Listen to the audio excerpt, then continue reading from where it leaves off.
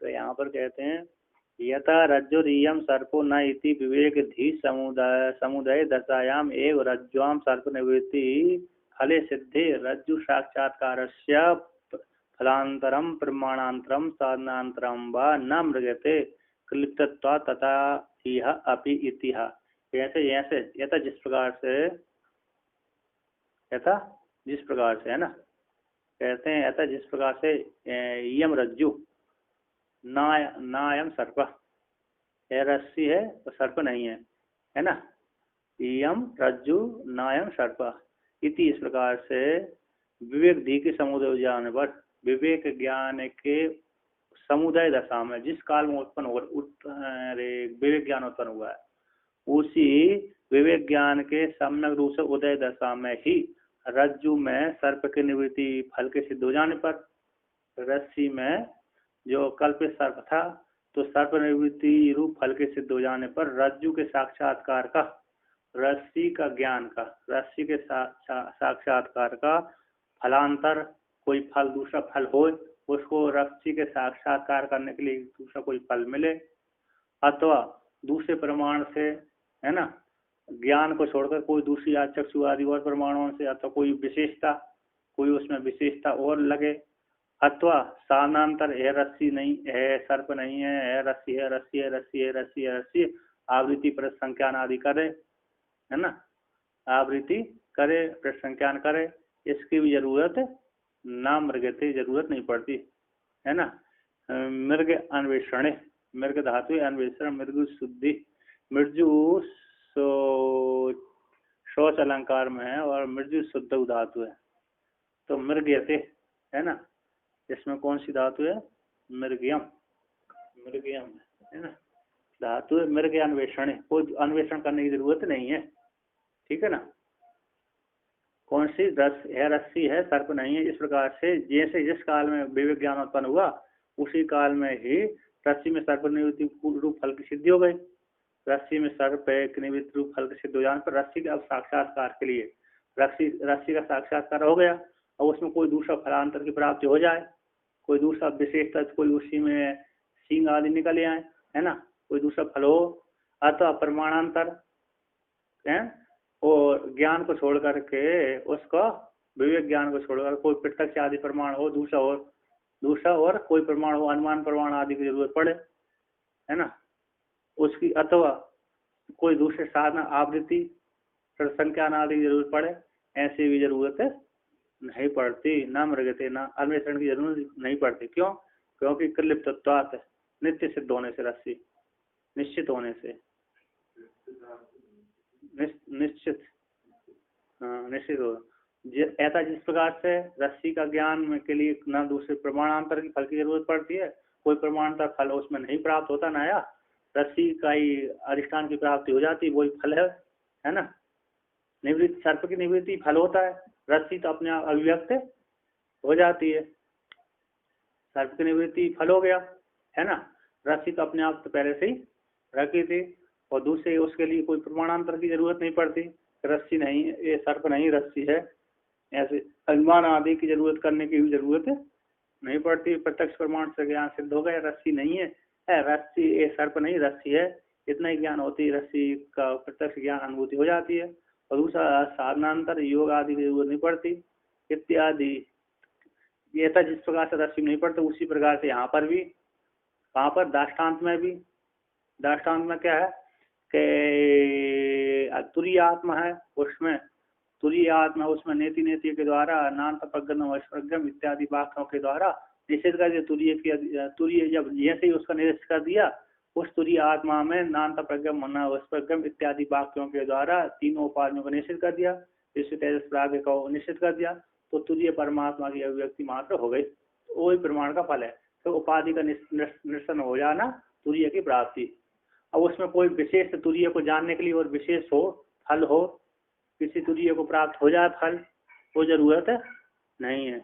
और कहा जैसे अरे उसको जानने के लिए कोई दूसरा प्रत्यक्ष आदि प्रमाण हो, तो उसकी जरूरत नहीं है, अतः दूसरी आवृत्ति करना पड़े, निध्यासन करना पड़े, उसकी जरूरत नहीं है। दसमस्तमसी के समान तुरंत ही ज्ञान हो जाता है उत्तम अधिकारी को तो उसमें दूसरे आवृत्ति करना पड़ती है ना। जब तक आपको ज्ञान नहीं हुआ तब तक तो आवृत्ति करना पड़ती है। वो करते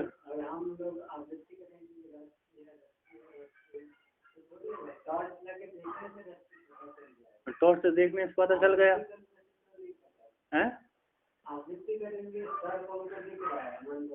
हाँ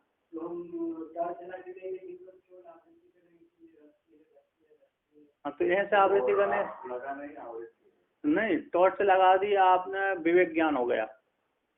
मंद अधिकार में आपने टॉर्च रूप ज्ञान उत्पन्न किया, टॉर्च से लाए साधन ले, उसी रस्सी का प्रकाश हो गया, सर्प की निवृत्ति हो गई, बस वो फल हो गया। अब उसमें रस्सी है, रस्सी रस्सी ऐसी आवृत्ति करने की जरूरत नहीं पड़ती। अगर दूसरा कोई टॉर्च को छोड़ करके किसी दूसरे दंड आदि लाने की जरूरत, प्रमाण की जरूरत नहीं पड़ती।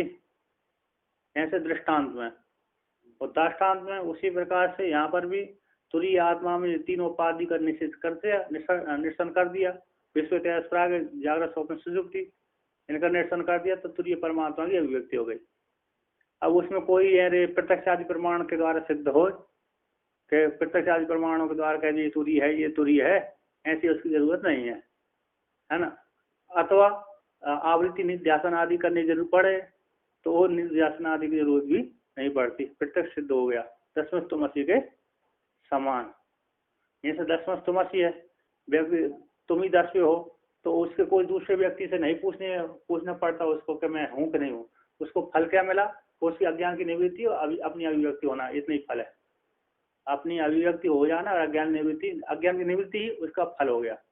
अज्ञान निवृत्त हुआ तो अपने को जान लिया उसने, यही फल है। कोई विशेष नया फल उत्पन्न नहीं होता, निवृत्ति ही फल होती है, अज्ञान की निवृत्ति ही फल है। कोई दूसरा नया और पैदा करने वाला, चमत्कार पैदा करने वाला फल नहीं होता। और दूसरे सहपाठियों से भी नहीं पूछता कि मैं 10वां हूँ कि नहीं हूँ, ये भी जरूरत नहीं पड़ती। और उसको आवृत्ति करने की जरूरत नहीं पड़ती, मैं 10वां हूँ कि नहीं, 10वां ऐसी आवृत्ति करने की जरूरत नहीं पड़ती, है ना। उसी प्रकार यहाँ पर तुरीय में भी जरूरत नहीं पड़ती, बस तीनों उपाधि में निश्चन हो गया, तुरीय की अभिव्यक्ति हो गई और दूसरे प्रत्यक्ष आदि प्रमाण की जरूरत नहीं पड़ती। तो इसके बाद और निध्यासन आदि की जरूरत नहीं पड़ती। तो यहाँ पर दृष्टि अब कहते हैं रज्जु सर्प विवेक समकाले रज्जुआम सर्प निवृत्ति फलिष्यति रज्जु अधिगम्य। कहते हैं रस्सी सर्प के विवेक के समकाल में ही रस्सी में सर्प की निवृत्ति रूप फल की सिद्ध हो जाने पर, रस्सी में जो सर्प निवृत्ति रूप फल के सिद्ध हो जाने पर रज्जु अधिगम्य, रस्सी का बोध हो जाता है ना। जैसे ही जिस काल में रस्सी में सर्प निवृत्ति रूप फल सिद्ध हुआ, निवृत्ति हुई, उसी काल में रस्सी का ज्ञान सिद्ध हो जाता है, रस्सी की अभिव्यक्ति हो जाती है, रस्सी का अधिगम हो जाता है, प्राप्ति हो जाती है, ठीक है ना। जिस काल में रस्सी रस्सी नहीं है, सर्प नहीं है, रस्सी नायम सर्पा यम रज्जु है। जिस प्रकार ज्ञान उत्पन्न हुआ उसी काल में सर्प की निवृत्ति हो जाती है, उसी काल में उसकी निवृत्ति ही फल हो गया, सर्प की निवृत्ति ही रस्सी रूप से अभिव्यक्त हो गया। रस्सी तो पहले से ही था, उसकी प्राप्ति हो गई, अप्राप्त की प्राप्ति हो गई, कोई नया दूसरी की जरूरत है। प्रतिबंधक अज्ञान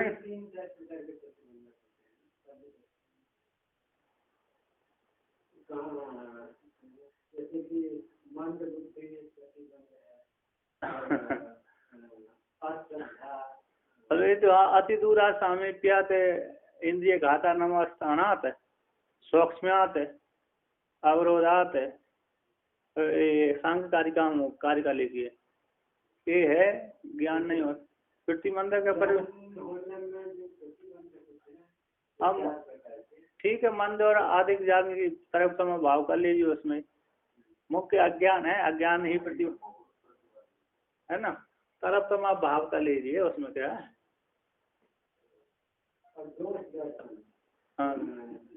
हाँ विषयों के दो दर्शन हो विषय,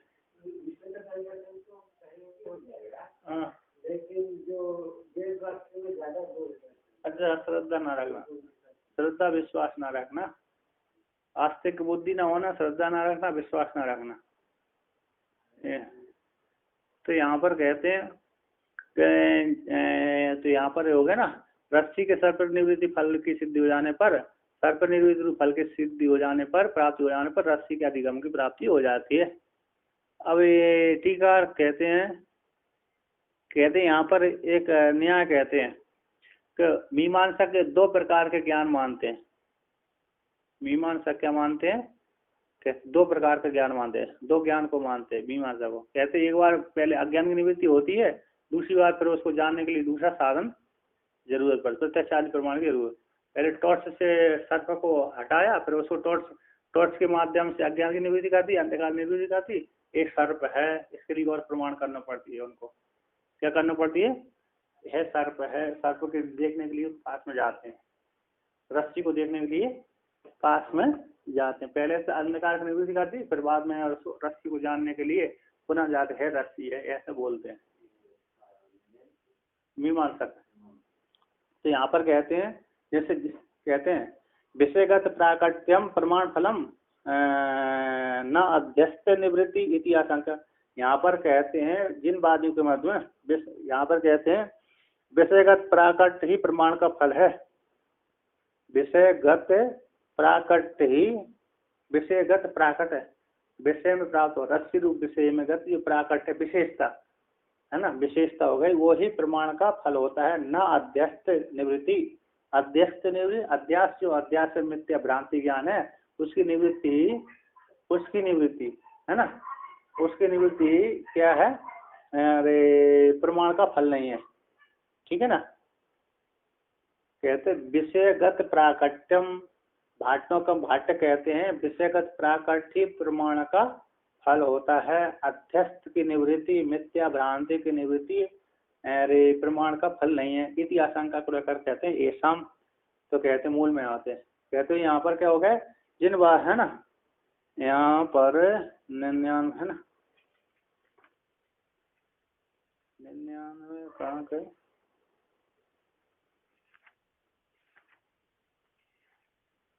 निश्चितायाम यथा रज्ज्वाम विकल्पो विनिवर्तते रज्जुरेविति अद्वैतम तद्वत आत्म विनिश्चय। अच्छा ऐसा रस्सु निश्चित रस्सी के ज्ञान, निश्चित यथा जिस प्रकार था रस्सी में, रस्सी के निश्चित हो जाने पर जो विकल्प सर्प था उसकी निवृत्ति हो जाती है। रस्सी ही यह रस्सी है, इस प्रकार से ज्ञान हो जाता है ना। ऐसे अद्वैत उसी प्रकार से तद्वत रस्सी रूप अद्वैत का ज्ञान हो जाता है। उसी प्रकार आत्मा में जो आत्मा में करता भोक्ता तीन अवस्था थी, उसकी निवृत्ति हो जाने पर पूरी आत्मा की प्राप्ति हो जाती है। तो यहाँ पर कहते हैं, उसी यहाँ पर कहते हैं ये शाम, मूल में कहते हैं येषाम पुनस्य तमो अपनये व्यतिरेकेण घट अधिगमे प्रमाण व्याप्रियते तेषाम छेद्य अवयव संबंध वियोग व्यतिरेकेण अन्यतर अवयवेपि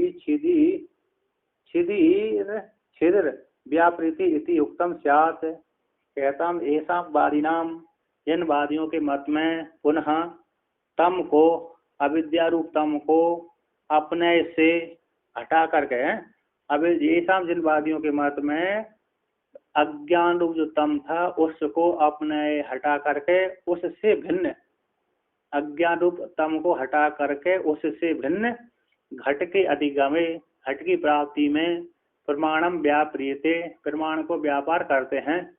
पहले तो अज्ञान को हटा दिया, टॉर्च से अज्ञान रूप जो तम था उसको हटा दिया, फिर है घट को जानने के लिए दूसरा प्रयत्न करते हैं। एक घट है, उसको जानने के लिए उसके पास में जाते हैं, कोई विशेष कहते हैं ये घट दिख रहा है, पहले अज्ञान को हटा दी ना तम के द्वारा, फिर कहते हैं एक घट आकृति वाला है, एक गोल आकृति वाला घट है, एक काली आकृति वाला है, पीली आकृति वाला घट है, ऐसा दूसरा व्यापार उसमें करते हैं। कहते हैं ऐसा जिन वादियों के मत में पुनः अविद्या रूप तम को अपने से हटाने से भिन्न, व्यतिरिक्त भिन्न घट आदि की प्राप्ति में दूसरा प्रमाण का व्यापार करते हैं। तो तेसा उन वादी के मत में ऐसा दोष आ रहा है। क्या दोष आ रहा है? तो कहते हैं छेद्य अवयव संबंध वियोग व्यतिरेकण अन्यतर अवयवेपि छिदिर व्याप्रियति इति उक्तम स्यात्। ऐसा उन्वादी के मत में छेद जो वस्तु लकड़ी होती है, कौन है? छेद वस्तु लकड़ी है। ऐसे छेद वस्तु लकड़ी के पदार्थ के अवयव संबंध जुड़ी हुई थी वो, उसको क्या कर दिया? कुल्हाड़ी से दो टुकड़े कर दिए, है ना। तो अवयवों के संबंध का वियोग अलग अलग हो गया, उस वियोग से भिन्न, है ना, उस वियोग से भिन्न अन्यतर उस लकड़ी के भीतर के और भीतर अन्यतर अवयव में भी, उसके अवयव में, छोटे छोटे अवयवों में भी छिदी क्रिया का व्यापार हो रहा है उनके मत में, उन वादियों के मत में। पहले तो लकड़ी से छेद वस्तु जो लकड़ी है उसको दो भाग कर दिया, दो कर दिया। पहले संयुक्त था उस लकड़ी का, उसके दो टुकड़े कर दिए। उस दो टुकड़े करने के पश्चात भी उसके भीतर और टुकड़े करना, है ना। लकड़ी को छेद जो वस्तु है लकड़ी है उसको पहले तो कुल्हाड़ी से दो टुकड़े कर दिए, एक उससे संतुष्ट न होकर के उसे जो वो टुकड़े के भीतर भी टुकड़े करना, ऐसा व्याप दो बार करना, तब वो छिदी क्रिया हो रही है उनके में। कहते हैं तेसा उन्वादी के मत में अवयव संबंधों के वियोग से भिन्न, अवयवों के संबंध वियोग से भिन्न कोई नया उससे भिन्न अंतर अवयव में भी, उसके भीतर और छोटी छोटी अंतर अवयव है उनमें भी। पहले तो हमने छेद दिया ऊपर से, फिर बाद में और भीतर उसमें छेद करना, है ना। एक बार टुकड़े कर दिया, अलग अलग कर दिया, उसके अंदर भी टुकड़े करना हो जाना, जो अलग अलग हुए उसके भी छोटी छोटी व्यापार करना, छोटे और टुकड़े और करना। तो कहते हैं यहाँ पर, उससे कहते हैं छेद अवयवों के संबंध के वियोग से भिन्न अंतर अवयव में भी छिदी क्रिया व्यापृत, छिदी क्रिया का व्यापार उनके मत में हो रहा है। एक क्रिया करना मतलब दो टुकड़े करना, उसके बाद भी संतुष्ट न होकर और भी उसमें व्यापार करना, ऐसे तब लकड़ी फटती है। क्या? एक तब लकड़ी पहले ने एक बार फटने के बाद भी थोड़ा और टोसर मारना उसमें, कि ऐसी फटती है लकड़ी। दो स्टेप में, एक स्टेप में मार दिया, दो टुकड़े हो गए, दो टुकड़े होने के बाद थोड़ी और छील छालना उसको। क्या करना? जोंट तो नहीं, अलग हो गया, तो जोंट अलग हो जाने के बाद भी उसमें छीलना, हाँ, दो बार आके तब वो लकड़ी फटती है। पहले फटा तो सारी, लेकिन और तो उसमें साफ नहीं फटी, थोड़ी तक खरदुल्ली रही थी। कैसी रही थी? खुरदुली। तो और तो चिकने करना, आदि आदि करना हो, दो बार करना। हाँ, दो बार करना मतलब दो बार करना, एक ही क्रिया को दो बार करना, ऐसे उनके मत में आ रहा है ना। मतलब क्या हो गया? जैसे हमने टॉर्च के द्वारा अज्ञान की निवृत्ति कर दी, तो घट तो अपने आप अभिव्यक्त हो ही गया, हुआ कि नहीं हुआ? घट अभिव्यक्त तो होने के पश्चात घट नहीं, इतना ही मात्र संतुष्ट नहीं हो, उस घट को देखने जाना, उसके बाद पकड़ कर देखना, एक काला है का पीला कितना बड़ा है, तब घट का ज्ञान होता है। ये दो बार जब होता है, उन वादी के मत में ऐसा जो मानते हैं उनके मत में ऐसा दोष आ रहा है कि एक बार छिदी क्रिया से संतुष्ट न होकर उससे भिन्न अंतर छोटे छोटे अवयवों में भी छिदी क्रिया करना, थोड़ी और छेलना उसको। एक बार दो टुकड़े कर दिए लकड़ी के, उसके बाद ही संतुष्ट न होकर और छोटी उसके टुकड़े करना, छीलना, ऐसा दोष आता है। मतलब छिदी क्रिया,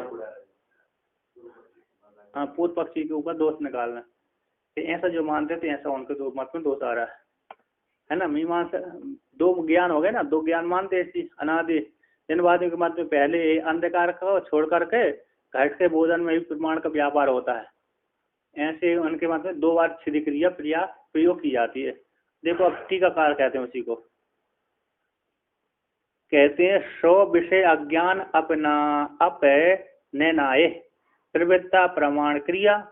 तो सो विषय भाव रूपम अतिशयम आदत्ते छेद अपने आर्ते क्रियत्वा अविशेषात छिदिरपि छेद संयोग अपनयन अतिरिक्तम अतिशयम आदध्यात। कहते हैं यहाँ पर, कहते हैं सो विषय अज्ञान करने के लिए, स्व विषय के अज्ञान को हटाने के लिए प्रवृत्त हुई जो प्रमाण क्रिया है ना, आपने स्व विषय हो गया अपना अंधकार अज्ञान को, है स्व का जो विषय होगा प्रमाण के करिए जो विषय होगा घटपट आदि विषय, जो घट विषय के अज्ञान को हटाने के लिए स्व विषय है ना घट विषय, तो घट हो गया, तो घटपट आदि जो भी हो, तो घटपट आदि विषय के अज्ञान को हटाने के लिए जो प्रमाण क्रिया प्रवृत्त हुई थी, वह प्रमाण क्रिया जो प्रवृत्त हुई, तो और से कह लो चाहे चक्षु इंद्रिय कह लो कुछ भी कह लो, है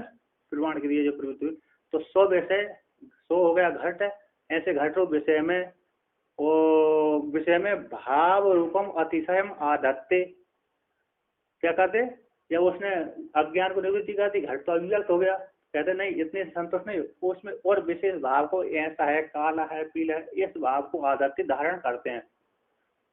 अज्ञान को हटाना मात्र ही उनका प्रमाण का फल नहीं मानते हो, अज्ञान को हटाना मात्र ही प्रमाण का फल ना होकर तो उस घट में विशेष रूप से क्या कर लेना और भाव पैदा कर लेना, एक काला है एक पीला है एक गोरा है, ये भाव विशेष भाव कर दे, तो यहाँ पर कहते हैं स्व विषय में भाव रूपम अतिशय आधत्ते, अतिशय मतलब थोड़े प्राकट्य रूप जो धर्म है, अतिशय का अर्थ किया था प्राकट्यम एंड भाव रूपत्वम, है ना, है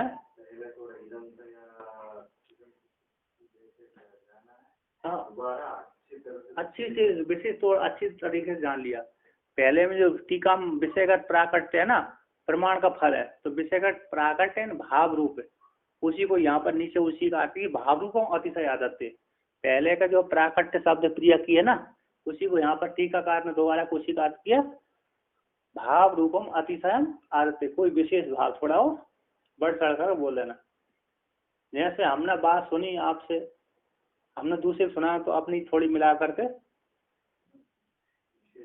विशेष कर दिया, अथवा कुछ लोगों की वो होती आदत होती है ना बात इस प्रकार से पेश करते हैं दूसरे के सामने, ऐसे सामने रखते हैं तो तुरंत ही विश्वास हो जाए, हैं भली झूठ होए तो तुरंत इस प्रकार से उदाहरण देंगे, उदाहरण देके अथवा बोलेंगे उपदेश करेंगे सुनाएंगे उसको, तो 1% भी आपको झूठ नहीं लगेगी, है ना, कॉमेडी मतलब उसका नकल प्रमाणिक प्रमाणिक जैसे नकल जैसी नकल कर देते हैं,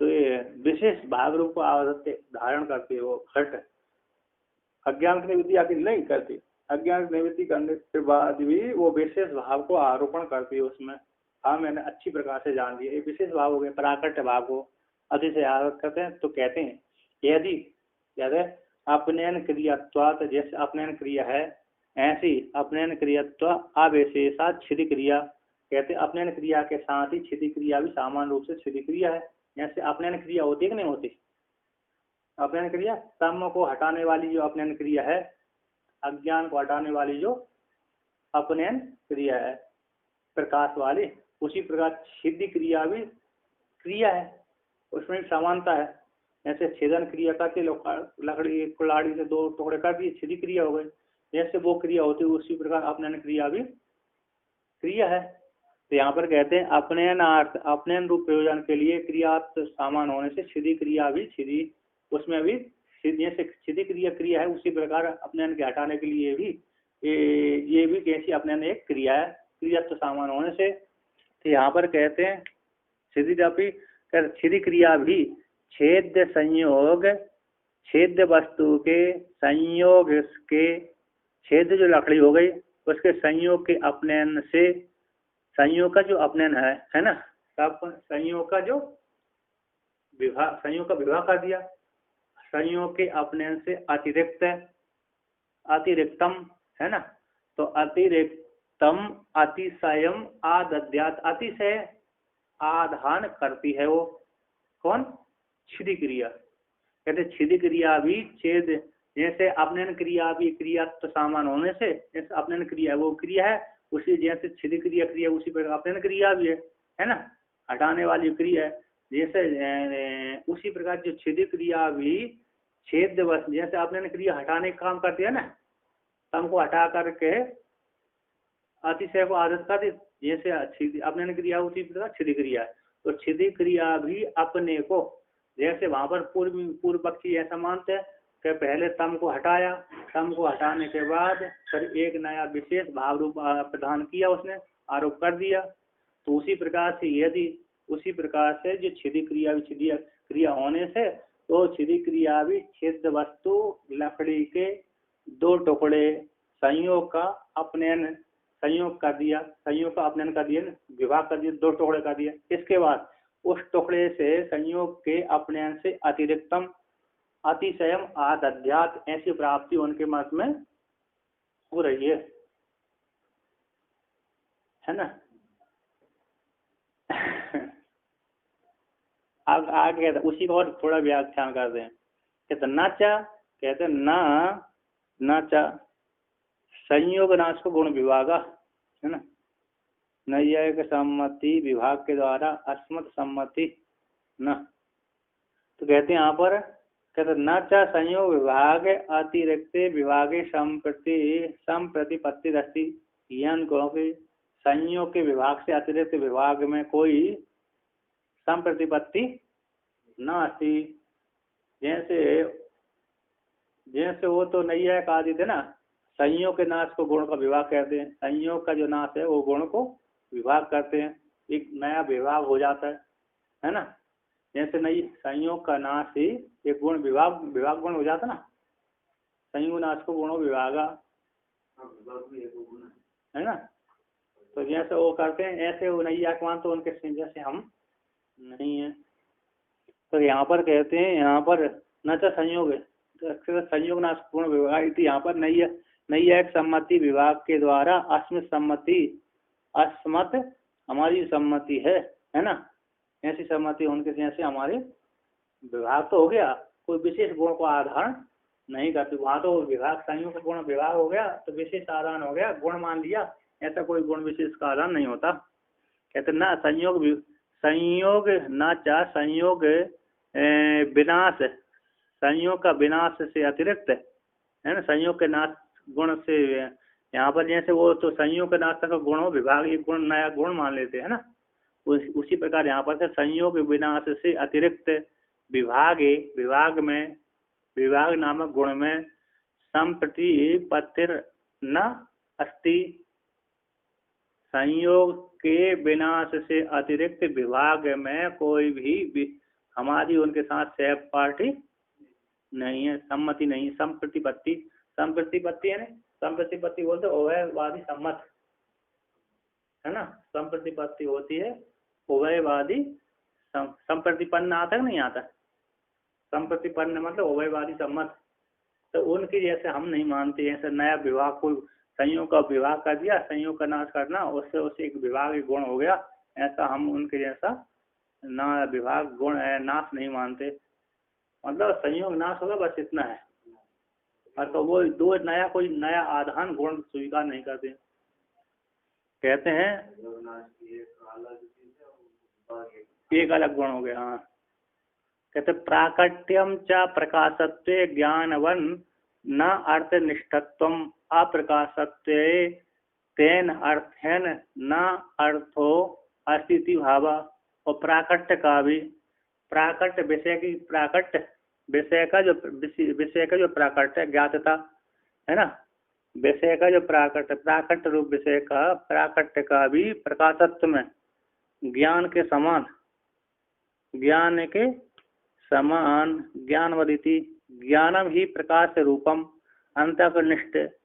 अंतःकरणनिष्ठम प्राकट्यस्यापि अप्रकाशत्व। प्राकट्य का भी प्रकाशत्व मानने पर तन्निष्ठत्व स्याद, अंतःकरणनिष्ठ हो जाएगा।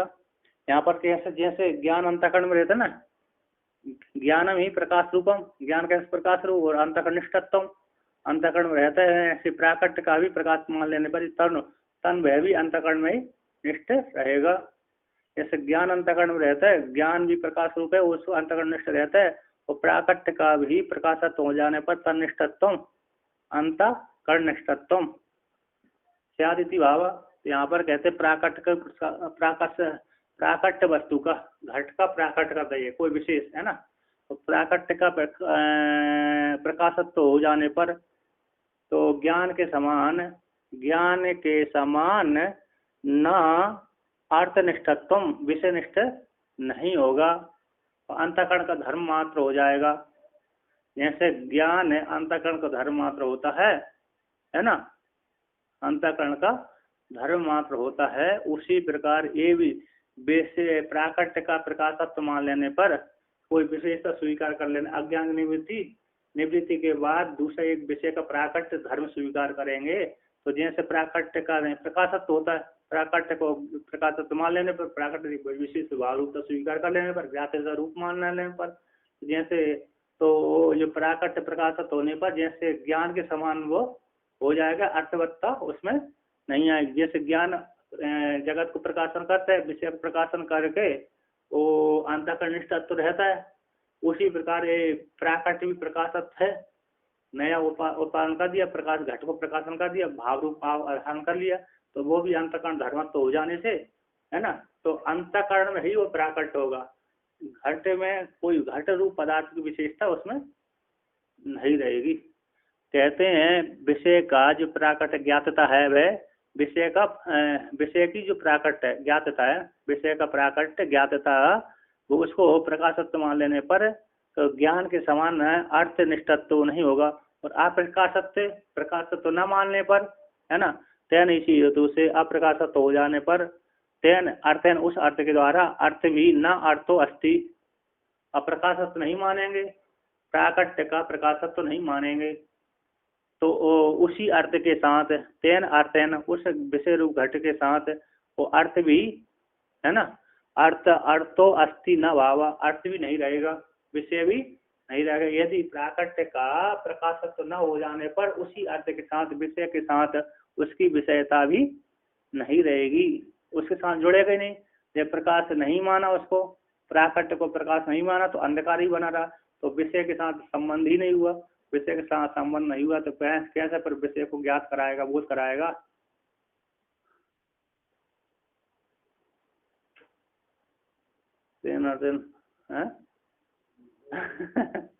है